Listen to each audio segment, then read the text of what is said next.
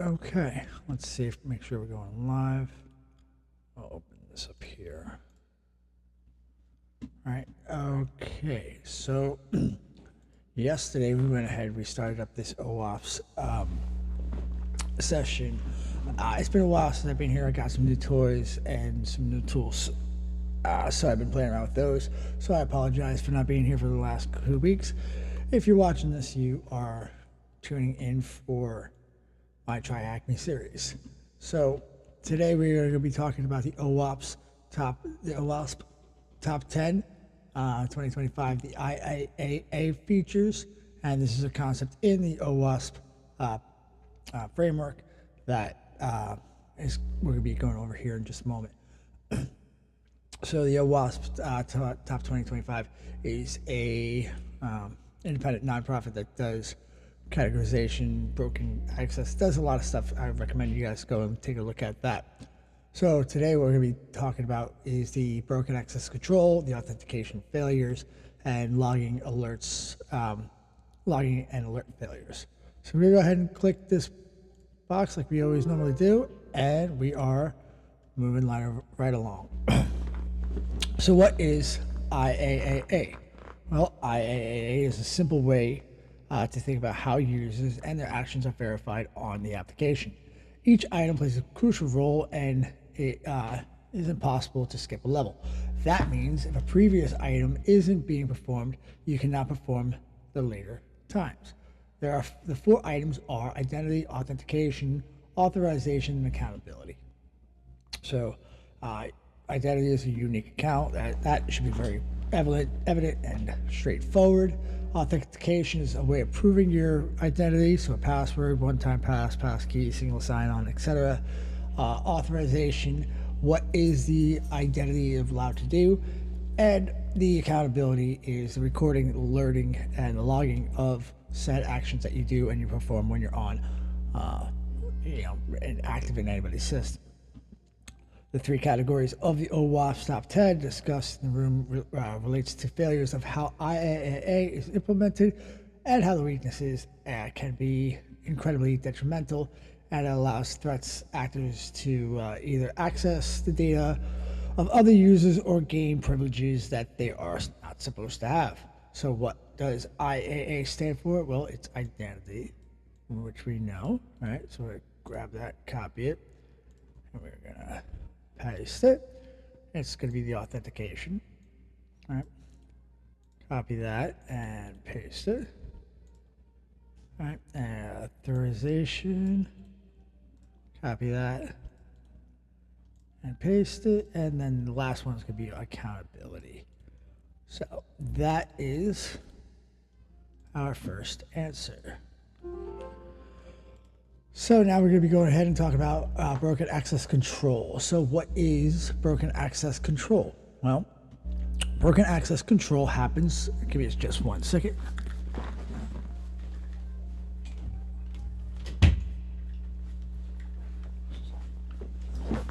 My apologies right there. Okay. So broken access control happens when the server doesn't properly enforce who can access what on every request. So there's a lot to unpack there, but for right now, let's just go with this right here is your domain, right?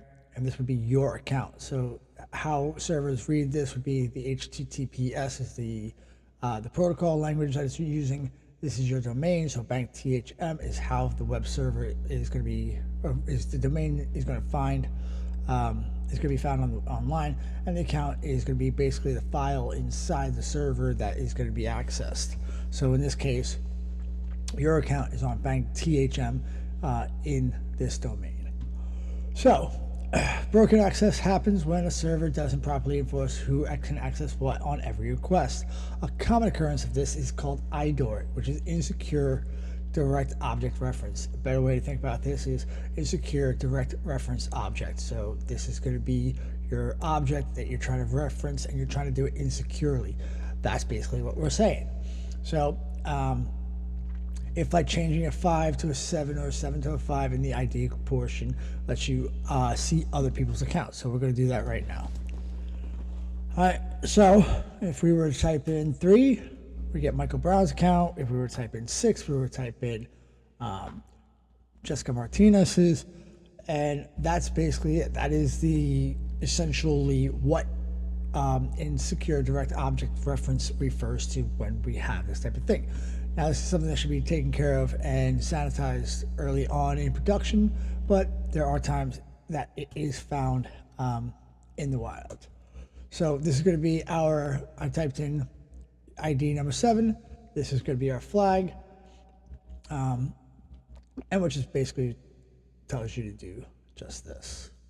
So that's our flag. We're going to copy it, and we're going to paste it in there. If you don't get access to more roles, but can view other users, what type of if you don't get access to more rules, this is going to be horizontal. That is when you move from position to position within the cybersecurity framework. Authentication failures. So we got a new site. We're going to check that out instead.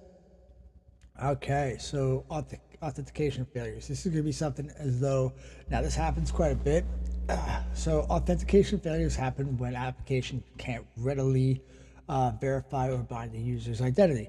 Common issues include users' names and enumeration, weak and guessable passwords, no lockout or rate limits, logic flaws in the login and the registration flow, and insecure session or cookie hashing or handling.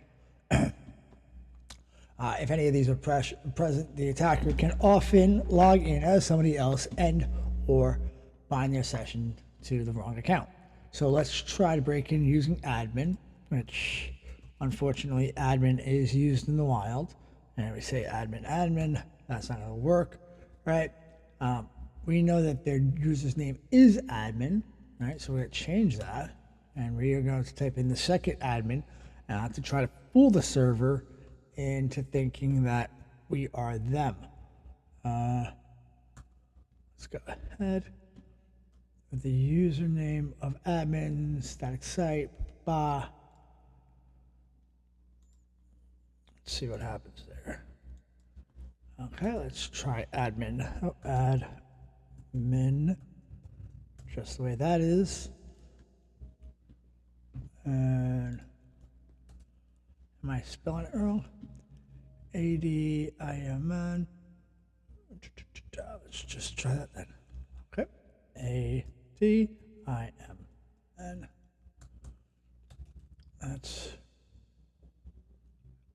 So let's pull the application with the username of admin. Start the static site, attach and register. Oh, sorry.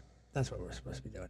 We're supposed to come over here and registering admin, right? And we're gonna use admin, and then we're gonna use admin.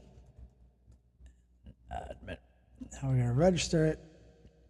We're gonna come in here, admin. That's what we put in before, and we're gonna type in the admin password we just put in, and there it is. We just tricked the server into giving us the information that we needed. And this is the flag. We're gonna copy and we're gonna paste it here, and we're moving on. Now the next one has to do with alerting and logging failures. Now, as you move through your cybersecurity career, you're going to be dealing with some form of SIEM, security, identity, event management. Everybody says it differently, but I just say SIEM because it makes the most sense. So when applications don't record or alert security relevant events, defenders can't detect and investigate. There's a pretty good thing that I go by: if you can't defend, if you can't prevent, defend. If you can't defend, react or respond. By having all these metrics in place gives you an opportunity to be able to respond, so definitely keep that in mind. So good logging underpins accountability, being able to prove who did what, when, and from where. In practice, failures look like missing authentication events, vague errors, logs, no alerting, or brute force or privilege changes. Short retention or logs stored where attackers can tamper with it. Let's take a look at what's required for the investigation. Start the static site, perform your investigation, and answer the questions below. So it looks like this attacker tried to perform a brute force attack. What is the IP of that attacker? So this is pretty simple. This is going to be the only one that has the one digit in the second octet. So we're going to look right here. Scroll down until we have the 2401 unauthenticated access. This would be a logging event. This is the IP that we're looking for. So we're going to copy that guy right over here and we're going to paste it. Boom. Looks like they were able to gain access to the account. What is the username? Looks like it's admin. All right, admin. Yep. And then we come down here and we see right here. This is the file in which they were. What action did the attacker try to do with the account? This is the endpoint that was accessed. It's going to be the super secret admin. Copy this guy and drop it in there. This is very, very basic scene work, and often it's not that simple in the real world. So with that said, we are moving on.